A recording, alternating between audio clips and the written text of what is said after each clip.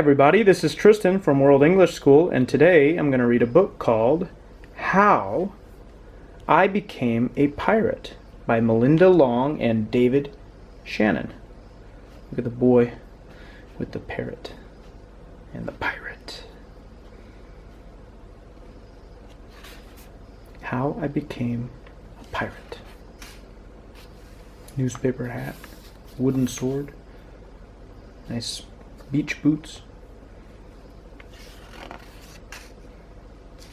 Pirates have green teeth, when they have any teeth at all. I know about pirates because one day, when I was at the beach building a sand castle and minding my own business, a pirate ship sailed into view. I knew what it was because its flag had a skull and crossbones on it, and because I could hear the pirates singing, "Hey ho, blow the man down." They were a little off-key.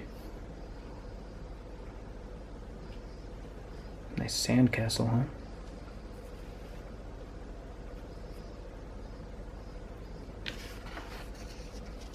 I tried to tell Dad, but he was busy setting up the beach umbrella.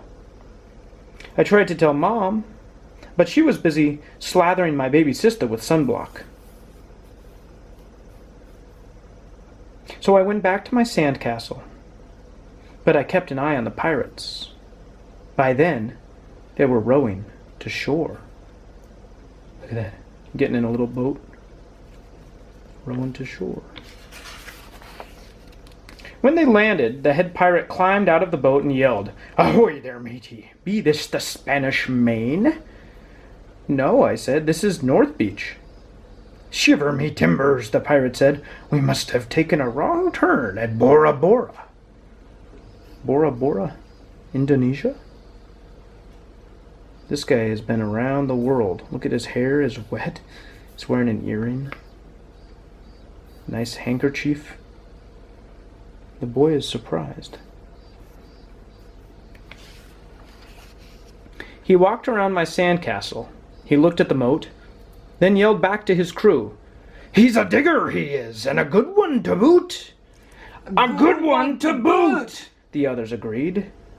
"What be your name, matey?" the head pirate asked. "Jeremy Jacob," I told him. "What be your name?" Look, guns. These guys have guns. A knife. And the boy has a soccer ball. "He's a good digger," they said. "Well, Jeremy Jacob," he said, "you're looking at Braidbeard and his crew. We've been needing a digger like yourself. We've a chest of treasure to bury." "Aye, treasure!" the others shouted. "You're coming with us," Braidbeard told me. I didn't think Mom and Dad would mind as long as I got back in time for soccer practice the next day. Look, he's taking the soccer ball. I like that pirate. Look at his beard. Nice pictures, eh? That's how I became a pirate. Is that a George Washington pirate? Maybe. There's a famous painting like this, isn't there? As soon as we were on board, Braidbeard showed me the chest of gold and jewels.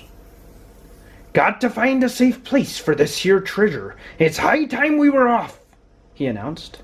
"We're off!" we all shouted, and then we set sail. And each one points in a different direction. "We're off, we're off, we're off, we're off." Look, he's got a necklace on. He's got a king's crown on. Where did this pirate go? And a peg leg. He lost a leg. There was plenty to do on board. The pirates taught me to sing sea chanties, the louder the better, and to say real pirate stuff like landlubber and scurvy dog. By dinner time, I could speak pirate perfectly. I also learned pirate manners. Braidbeard pounded his fist on the table and yelled, "Down the hatch, me laddies! Down the hatch!" we all shouted. Braidbeard gulped his food and said, Hand over the meat! The meat! We all roared. Nobody told us to finish our spinach. There wasn't any. Or to chew up our carrots. They weren't allowed on board. We talked with our mouths full, and nobody said please or thank you. I like the knife and the cheese. Sword fighting with salami and French bread. And look, he has 2 eye patches, and his left eye is okay. It's funny. I like that cat too. That's a pirate cat. After dinner, I tried to teach the pirates to play soccer. Braidbeard kicked the ball and yelled, "Arrgh, sucker! Arrgh, sucker!" the crew yelled. Then everybody dove for the ball at once, and it rolled right off the deck. "After it, me mateys," Braidbeard commanded. "After it?" we all whispered. We fought over who would go get the ball. But it didn't matter anyway, because a shark came along and swallowed it in one gulp. So much for soccer. I like that too. Stepping on the guy. Now both eyes. He's got a tattoo on his chest. Look. Mermaid. By now it was past my bedtime, but nobody tells pirates to go to bed, to take a bath, or to brush their teeth. Maybe that's why their teeth are green. Pirates sleep with one eye open, just in case. And they don't change into pajamas, unless they want to. Pirates don't do anything they don't want to, except for maybe swabbing the decks. I wanted to be a pirate forever. What are they doing? Pillow fight. Now he's wearing pirate clothes. He has a pirate belt. He has a pirate bandana, handkerchief. And that cat and that parrot are still fighting. This guy here, he's funny, huh? Wears a Hawaiian shirt or something. That's funny. But then I found out what else they don't do. When I couldn't stay awake any longer, I asked Braidbeard to tuck me in and read me a story. "Tuck you in?" he bellowed. "Pirates don't tuck." "No tucking!" the crew cried. And the only thing they had to read was a map. "Don't you have any books?" I asked. Braidbeard looked confused. "Books?" I didn't even bother to ask about a goodnight kiss. These pirates don't know what a book is. Oh. Now he starts to understand. I miss my mom and dad. Look at these guys. Oh, I see. He's going to bed. Look at this. Another tattoo. It's a Hawaiian lady. It says mom. And the parrot is sleeping. Is the cat here? Yep. There's the cat. It wasn't easy to fall asleep without a story, but I was finally dozing off when a storm broke. Thunder boomed and lightning flashed. I tried to hide under the covers as waves slammed up against the ship, but I kept falling out of my hammock. I couldn't find anyone in the cabin. They were all on deck. "Lower the sails!" Braidbeard shouted. "Batten down the hatches!" Everyone ran around yelling and lowering and battening. Nobody had time to sit close and tell me it would be over soon. Nobody even noticed me. I decided that I didn't want to be a pirate after all. He started to get scared. Now he thinks maybe I don't want to be a pirate. What's this blue thing? That's a pirate wearing a nice blue belt.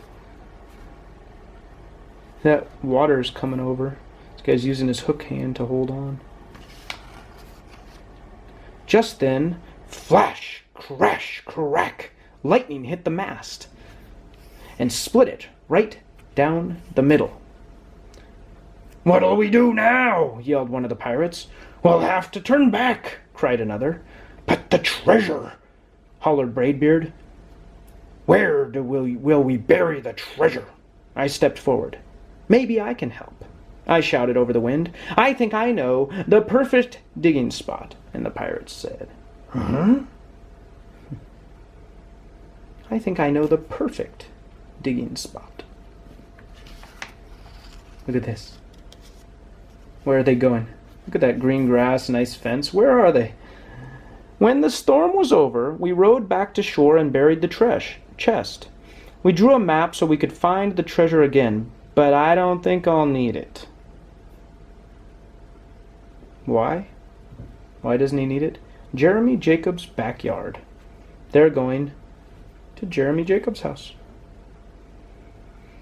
carrying that treasure, and they're going to bury it in his yard. That cat looks proud. That's a pirate cat.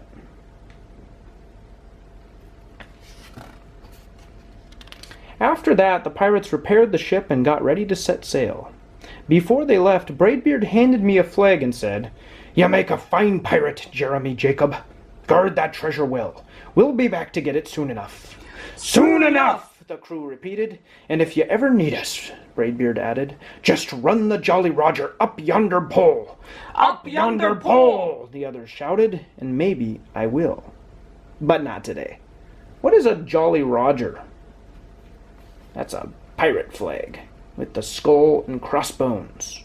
The Jolly Roger. Oh, right here on his body. The Jolly Roger. But he's not going to put it up today. I have soccer practice. And what is the name of his soccer team? That's funny. The name of his soccer team is the Pirates. Got his soccer shoes on. He's kicking the ball. And he's wearing a Pirates soccer team shirt.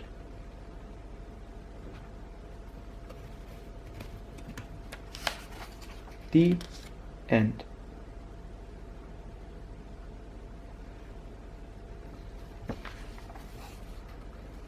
That is the Jolly Roger symbol on the Jolly Roger flag.